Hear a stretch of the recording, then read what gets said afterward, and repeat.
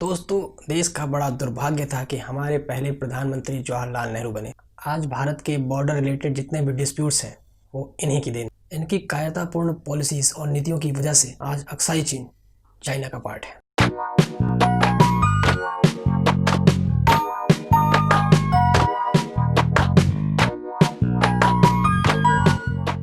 नमस्कार दोस्तों, मैं विशाल स्वागत करता हूं आप सभी का आपके अपने चैनल सब सोचना में। कोरोना वायरस फैलाने के बाद चाइना का दिमाग लगता है 7वें आसमान पर चल रहा है। वो अपने सभी पड़ोसी देशों के साथ लगभग ऐसा ही बर्ताव कर रहा है। वो सबको दबा के रखना चाहता है। वो नहीं चाहता कि उसके खिलाफ कोई भी आवाज उठाए, कोई भी देश उसकी आलोचना करे, उसकी गलत नीतियों को उजागर करे।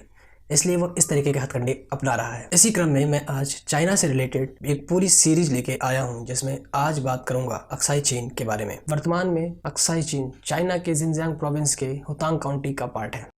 अक्साई चीन भारत और चाइना के बीच का एक डिस्प्यूटेड रीजन है। भारत का मानना है कि अक्साई चीन लद्दाख का ईस्टर्न मोस्ट पार्ट है और चाइना इसे अपने जिनजियांग प्रोविंस का हिस्सा मानता है।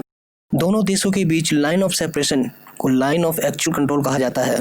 अक्साई चीन तिब्बत के साउदर्न वेस्ट प्लेट्यू का एक्सटेंशन है। यहाँ बहुत बड़े एरिया में साल्ट लेक के डेजर्ट पाए जाते हैं। यह लगभग सी लेवल से 5000 मीटर की ऊंचाई पर स्थित है। इसका एरिया 37,244 स्क्वायर किलोमीटर है। इतना बड़ा एरिया है कि दिल्ली जैसे 20 सिटीज इसमें बस सकती हैं। नॉर्थ में कुनलुन रेंज अक्साई चीन को तारिम बेसिन से बांटती है, जहां होतांग काउंटी स्थित है। अक्साई चीन का वेस्टर्न पार्ट तारिम बेसिन के कारण सूख जाता है और ईस्टर्न पार्ट के कुछ एंडोक्राइन बेसिन हैं, जिसमें सबसे बड़ी बेसिन का नाम अक्साई चीन लेक है। प्राचीन काल से ही बहुत ही ऊंचाई पर स्थित होने की वजह से अक्साई चीन का मानव इतिहास बहुत कम रहा है। हालांकि व्यापारिक दृष्टि से यह एक महत्वपूर्ण रास्ता है। सन 1842 में लद्दाख रीजन पर सिख एम्पायर राजा गुलाब सिंह का शासन था। सन 1846 में ब्रिटिशर्स ने सिख एम्पायर को वहां से खत्म किया और राजा गुलाब सिंह को ही अपनी देखरेख में वहां का राजा नियुक्त किया। सन 1873 में एक British civil servant William Johnson ने लद्दाख रीजन में एक बाउंड्री लाइन खींची, जिसमें अक्साई चीन को उन्होंने भारत का हिस्सा बताया और ये बाउंड्री लाइन चाइना और भारत को अलग करती थी। चाइना में इस समय दुगान रिवोल्ट, जो कि एक मुस्लिम माइनॉरिटी रिवोल्ट था, वो चरम पर था, जिसकी वजह से चाइना का जिनजियांग प्रोविंस पर अधिकार कम था। सन 1897 में ब्रिटिश के मिलिट्री ऑफिसर्स जॉन एडगर ने एक बाउंड्री लाइन खींची, जिसमें उन्होंने फिर से अक्साई चीन को भारत का हिस्सा बताया। आज इस लाइन को जॉनसन एडगर लाइन से जाना जाता है। 1899 में ब्रिटेन के मैकार्टे मैकडोनल्ड ने एक बाउंड्री लाइन फिर इंट्रोड्यूस की, जिसमें उन्होंने अक्साई चीन को चाइना का पार्ट बताया। सन 1906 में चाइना ने तिब्बत पर कब्जा कर लिया। 1912 में जब चाइना के एम्परर की मृत्यु हुई, तिब्बत ने अपने आप को फिर से स्वतंत्र घोषित कर दिया। ब्रिटेन ने इन दोनों देशों का समझौता भारत के शिमला में कराया, जिसे शिमला एकॉर्ड भी कहा जाता है। इसकी अध्यक्षता कर रहे थे मैकमोहन। उन्होंने तिब्बत में से आधा पार्ट निकालकर चाइना को वापस किया और तिब्बत को एक स्वतंत्र देश घोषित किया। भारत और तिब्बत के बीच एक लाइन खींची गई, जिसे मैकमोहन लाइन कहा जाता है। ये लाइन भारत के नॉर्थ में लद्दाख से होकर नॉर्थ ईस्ट अरुणाचल प्रदेश तक जाती है।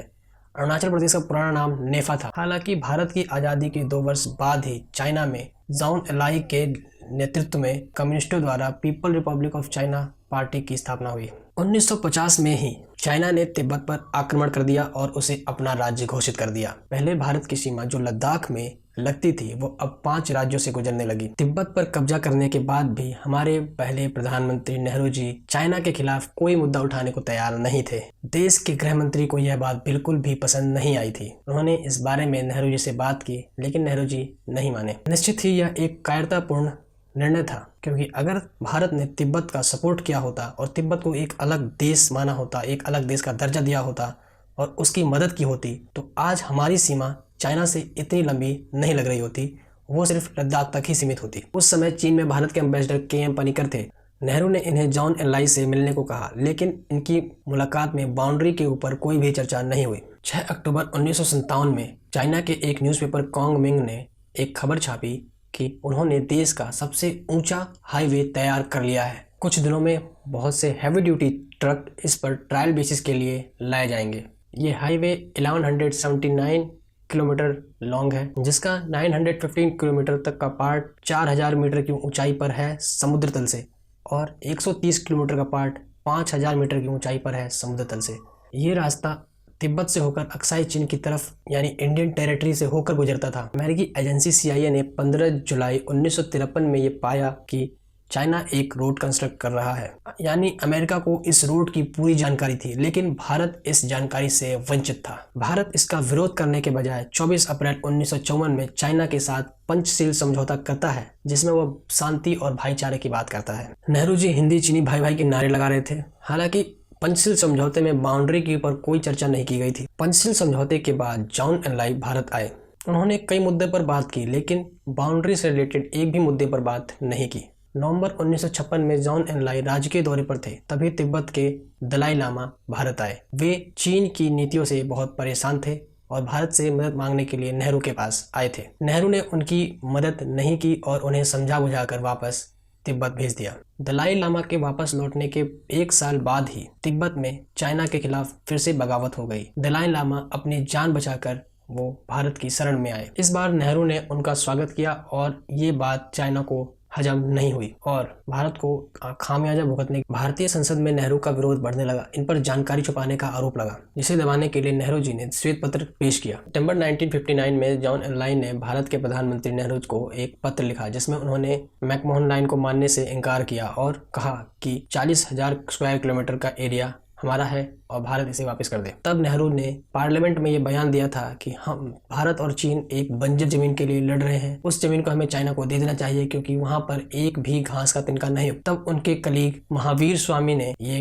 अपनी टोपी उतार कर कहा था कि मेरे सर पर भी एक भी बाल नहीं है, तो क्या मैं अपना सर कलम करवा लूं। 23 अक्टूबर 1959 को नेहरू जी ने एक अहम बैठक करी, जिसमें उन्होंने जम्मू कश्मीर और नेफा में भारतीय सेना की तैनाती का ब्यौरा दिया और साथ ही 4th डिवीजन को अरुणाचल प्रदेश लड़ने के लिए भेज दिया, जो कि उस समय पंजाब में तैनात था। ये एक गलत डिसीजन था, क्योंकि पंजाब में तैनात 4th डिवीजन को पहाड़ी इलाकों में लड़ने की ट्रेनिंग नहीं थी। 6 दिसंबर 1960 में नेहरू जी ने यूनाइटेड नेशन में चाइना को वीटो पावर दिए जाने का समर्थन किया। ये वीटो पावर भारत को मिल रही थी, लेकिन नेहरू जी ने इसे गिफ्ट के तौर पर चाइना को दिया। इसका शुक्रिया चाइना ने बॉर्डर पर एक छोटी मोटी गोलीबारी करके दिया। इसे युद्ध कहना तो ठीक नहीं होगा, क्योंकि चाइना ने एक तरफा हमला किया। युद्ध के दौरान ही भारतीय defence minister VK Krishna Menon ने इस्तीफा दे दिया था। 30 नवंबर 1952 चाइना के प्रेसिडेंट ने यह ऐलान किया कि चीनी सेना सीज फायर का लागू कर देगी। तब तक भारत बहुत कुछ गवा चुका था। भारत की लगभग